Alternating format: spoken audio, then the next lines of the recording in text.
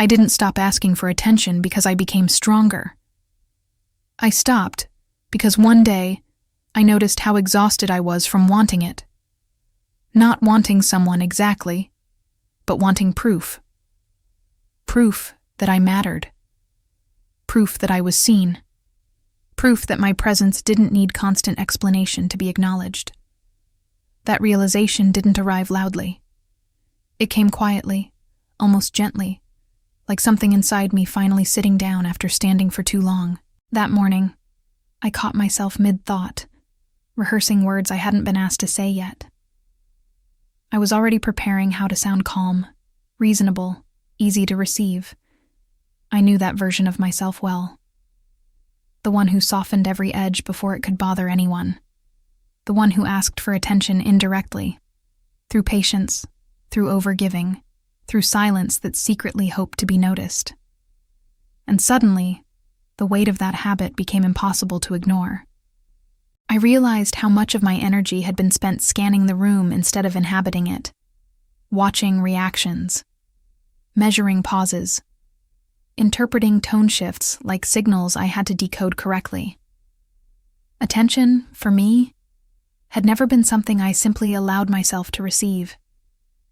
It was something I tried to earn, by being agreeable, by being available, by being quietly indispensable. I had confused attention with worth, and effort with connection. There was a time when I believed that if I just stayed present enough, patient enough, understanding enough, someone would eventually look up and truly see me. Not the version of me that adapted, but the one that waited underneath all that effort. I didn't realize how often that waiting turned into self-erasure. How subtly asking for attention became a habit of shrinking, not reaching. Standing there in that still moment, I understood something that unsettled me. I wasn't invisible. I was overextended. I wasn't being ignored. I was constantly adjusting myself to be easier to overlook. And for the first time, instead of trying to correct that by doing more, explaining more, or asking more gently, I stopped. Not as a statement, not as a test, but as a quiet decision to remain exactly where I was, without signaling, without reaching, without asking, and see what would happen next.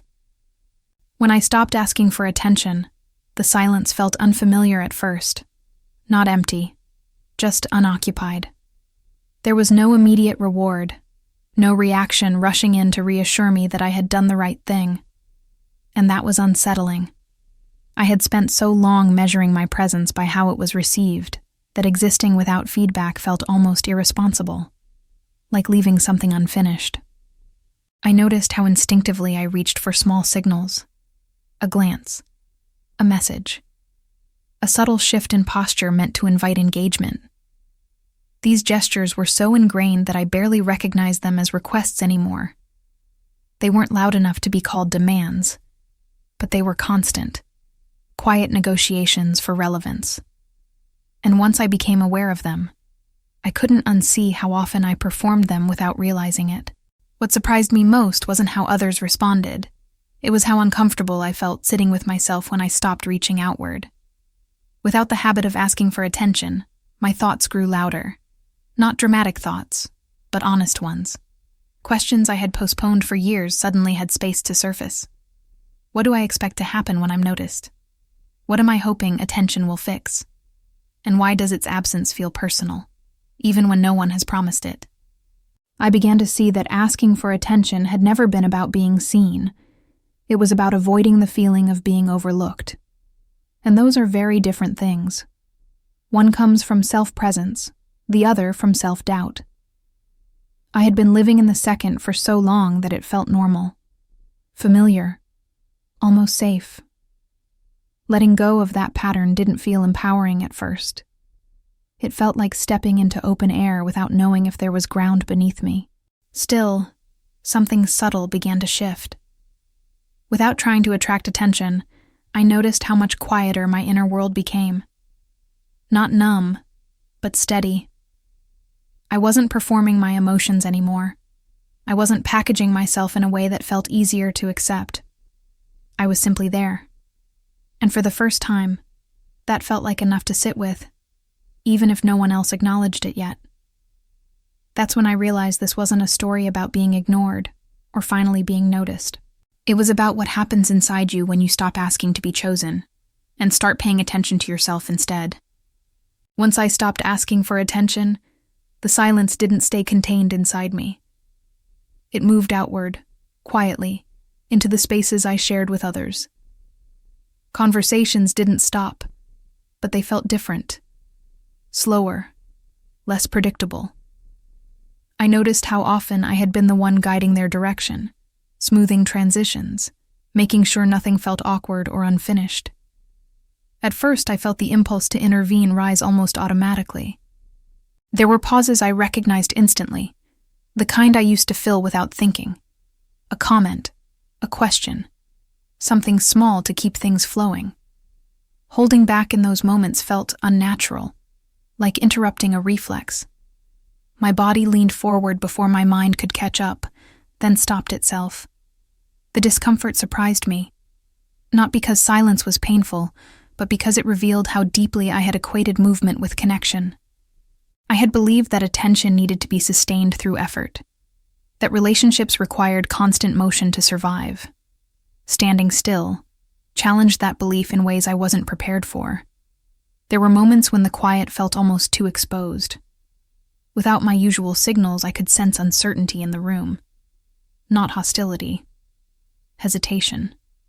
As if others were waiting for instructions I no longer offered. That waiting felt heavy at first, and part of me worried it would turn into distance if I didn't step in. I realized then how often I had been protecting connections from discomfort. I had absorbed awkwardness before it could surface, smoothing things over so no one else had to sit with uncertainty. Silence removed that shield. It asked everyone involved to feel the moment fully, without shortcuts. That realization forced me to look inward. Had I been asking for attention? Or had I been avoiding stillness? Avoiding the possibility that without effort, some connections might loosen. The answer wasn't comfortable, but it was honest. I had been working to preserve something I wasn't sure was balanced to begin with. As the days passed, patterns became clearer. Some people leaned in without prompting. They noticed my stillness and responded with presence of their own. Their attention felt different, slower, more deliberate, less performative. It didn't arrive often, but when it did, it felt clean. Others didn't respond at all. The silence stretched, and nothing followed.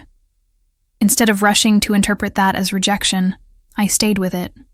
For the first time, I allowed the absence to mean exactly what it was. Not a verdict on my worth, but information about the dynamic itself. That shift changed how I experienced myself. I wasn't scanning faces anymore. I wasn't measuring pauses. I was simply there, observing without urgency.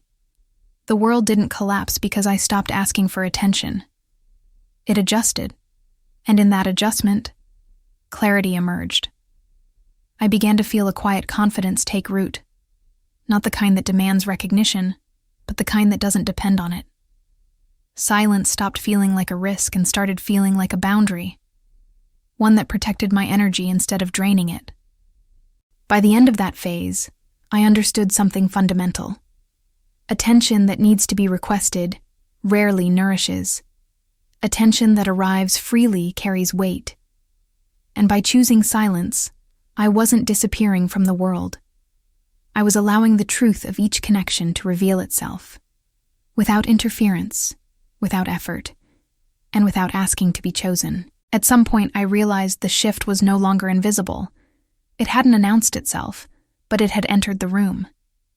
The energy around me felt altered, as if something familiar had been removed, and no one quite knew how to replace it yet. Conversations slowed, pauses stretched, and for the first time, those pauses weren't immediately claimed by me. I noticed how often people glanced in my direction during those moments, not with confusion, not with accusation, but with expectation. They were waiting for the version of me who used to step in, who knew exactly when to speak, when to soften, when to redirect. That version didn't appear, and the absence of it became noticeable. There was a quiet tension in that waiting, not uncomfortable enough to demand action, but present enough to be felt. I could sense the familiar pull to resolve it, to make things easier. But I stayed where I was. Still. Observing. Letting the moment breathe without trying to shape it.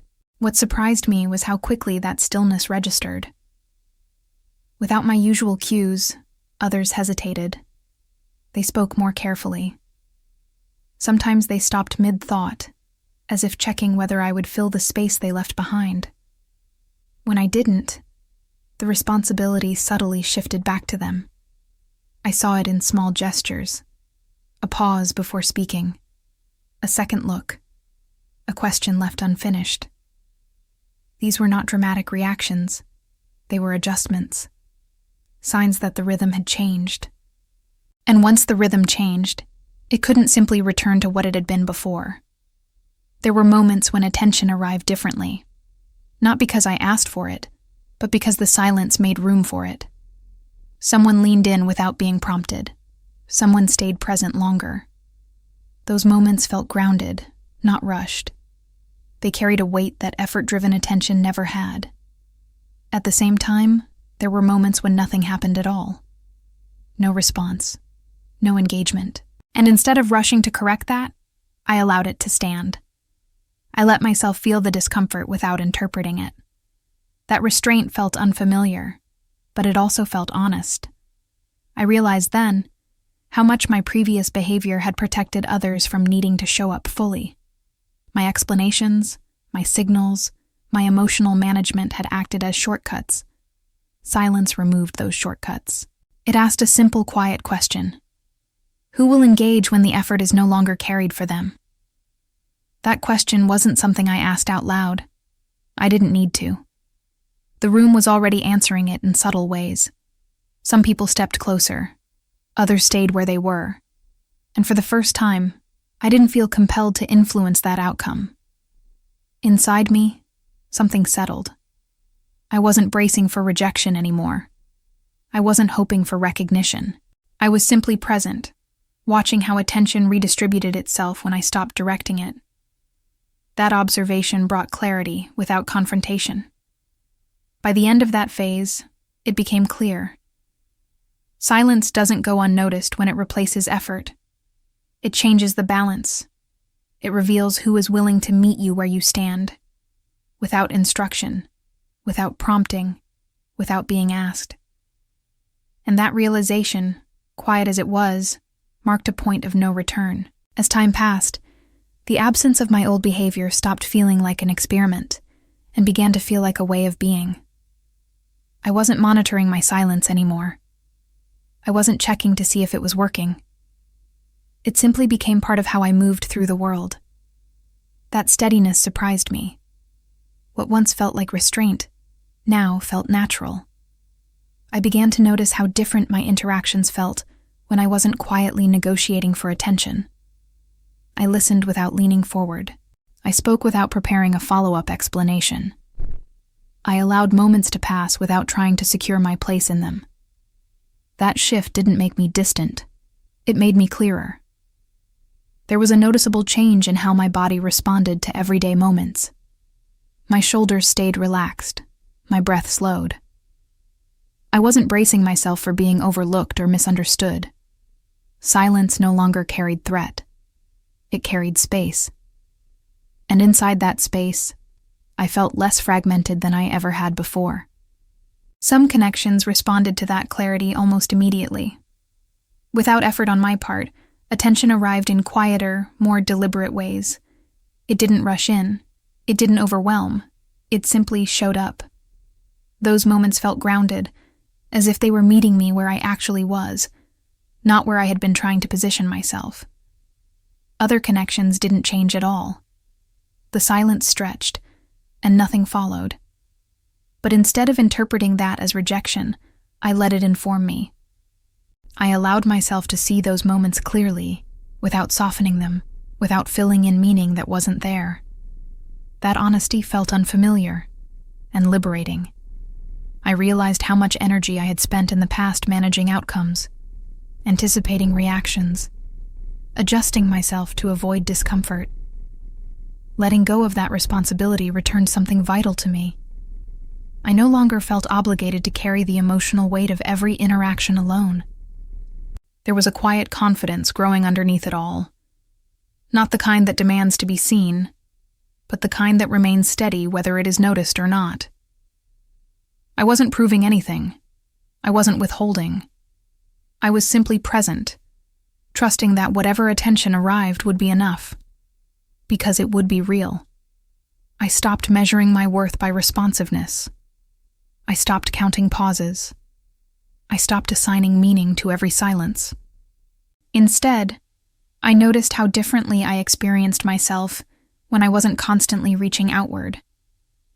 There was a calm integrity in that experience, a sense of being aligned rather than evaluated. What surprised me most was how little I missed the old way of being. The constant scanning, the quiet asking, the subtle shrinking. Once those patterns loosened their grip, I didn't feel emptier.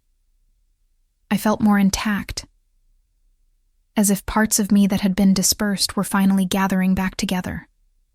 By the time I reached the end of that phase, one truth had become unmistakable. Stopping the request for attention hadn't taken anything meaningful away from me. It had revealed what remained when the effort ended. And what remained felt honest, sustainable, and strong enough to carry me forward. Without asking, without signaling, and without needing to be chosen. If you're still here, listening to the end of this story, I want to thank you for staying. Not because you needed an answer, but because you allowed yourself to sit with the quiet. These stories aren't meant to rush you toward conclusions. They exist to remind you of something gentle and often forgotten, that your presence doesn't need to be negotiated to be real. If you've ever felt the urge to make yourself noticeable just to feel secure, I hope this moment offered you a pause. Stopping the request for attention isn't about becoming distant or cold. It's about returning to yourself. It's about recognizing that you don't have to signal, soften, or overextend to deserve space. Silence, when chosen consciously, can be a form of respect, not just for others, but for your own inner rhythm. Wherever you are right now, remember this. You are allowed to exist without asking to be seen. You are allowed to rest inside your own presence. Thank you for listening until the end, for sharing this quiet space. If you choose to come back tomorrow, another story will be waiting.